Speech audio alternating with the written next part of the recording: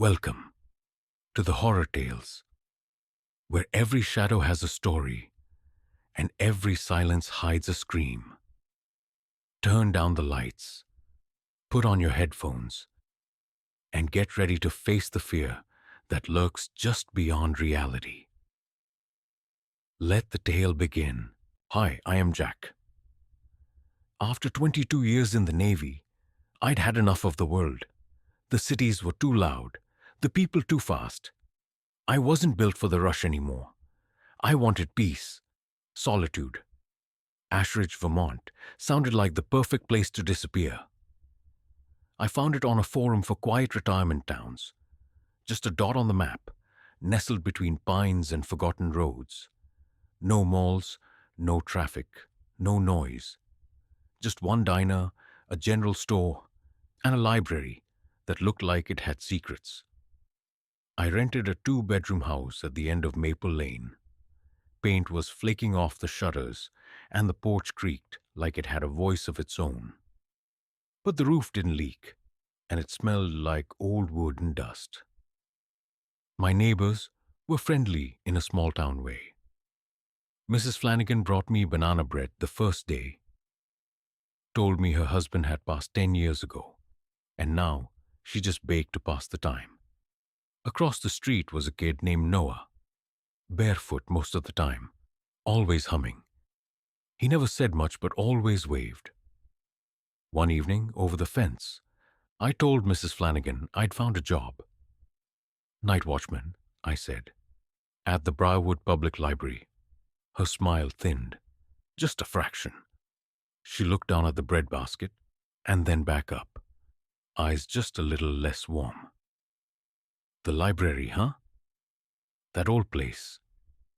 Well, good for you. And then she changed the subject. She never mentioned the library again. No one did. The Briarwood Public Library was something out of another century.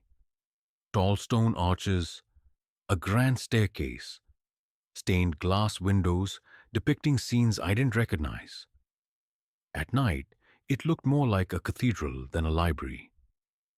My job was simple. Lock up at 9, walk the halls every hour, keep a log. Honestly, it felt like I was being paid to be alone, and I was fine with that. The librarian, Edna Whitmore, met me the first night. She was tall and bony, with white hair pinned into a tight bun and eyes that didn't blink enough. Her voice was dry and paper-thin. She handed me the keys and gave me a tour. At the end, she stopped in front of a heavy wooden door marked Special Collections. "You don't need to go in here, Saif," she said, "especially not after midnight." I raised an eyebrow. Why? She didn't answer, just turned away and left me standing in the hall. I should have listened. A week in, I met Lucy Harper. She was a graduate student from the nearby university. Young, sharp, curious about everything, especially the library's darker corners. She'd come in evenings to help catalog the older books in the back. We crossed paths often enough to strike up a few conversations. One night she asked me, "Ever feel like this place watches you?" I laughed. "You've been reading too much Lovecraft." But truth is, I had noticed things, books not where I left them, lights flickering when I passed, the faint smell of smoke that would linger for a second and vanish. Once, I walked past the occult section, and all the books on the top shelf were open, not fallen, not misplaced, just opened wide, as if someone had been reading them. All at once, I tried to shake it off. Old buildings creak, electricity buzzes, brains play tricks. That's what I told myself. It was a Thursday night when it happened. I was doing my 2:30 a.m. rounds. Most nights, it was silent enough to hear your own heartbeat. That's when I found a book lying in the middle of the West Wing aisle. A thick, leather-bound thing with no title on the cover. When I opened it, the title page read, Transference, Vessels of the Forgotten. The pages were handwritten, symbols, drawings. Some of them looked wrong, familiar, and yet unfamiliar, like a language you almost remember. And then I heard it. Jack. Soft, right behind my ear, too close. I turned fast. Nothing. Just empty shelves and the long echo of my own breath. I looked down. The book in my hands was warm, almost beating. I dropped it. That same night, I passed the special collections room. The door was ajar. I hadn't touched it. I never did. But now it was open, and there was light, dim, flickering, from below. I shouldn't have gone down. The steps led to a basement I hadn't seen before. Stone walls, arching low, dust hanging in the air like fog. The temperature dropped with every step. At the far end of the room was a circle drawn on the floor in ash. Candles burned at its edges. And standing in the center was Edna Whitmore. She looked right at me. They were never just books, she said calmly. They were memories, trapped souls, each one waiting for a host. I took a step back. She raised her hand to the glowing book on the pedestal in front of her. Tonight, it's you. Then everything shook. The candles blew out, and the world went black. I woke up in my bed.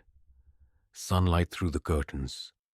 Coffee still in the pot. For a moment, I thought it was a dream. But then I turned on the news. Edna Whitmore found dead, collapsed sometime in the night. They said it was a heart attack. The library was closed until further notice. No one called me. No one asked questions. And I didn't offer answers, but I knew something had followed me home. That night, I was brushing my teeth when I noticed something in the mirror. I smiled, and my reflection smiled after me. Just a beat late, just enough to make your gut twist. I leaned in, my eyes. They weren't mine anymore. Then I heard it. "Yeah, come," from the living room. I walked out slowly. The book was there, on my coffee table, glowing, pages flipping by themselves. The library closed, but the story didn't end. It just moved into me. Some books don't want to be read. They want to be remembered, to be lived. And some never close. So, what do you think really happened in that library? Was it all in my head? Or did something follow me home? Maybe there are stories out there, books that don't just tell you things. They become you. And now, maybe I'm one of them. If this story gave you chills, do me a favor. Hit that like button so I know you want more. And tell me in the comments, what would you have done if you found that book? Would you have gone down into that basement? Or would you have run?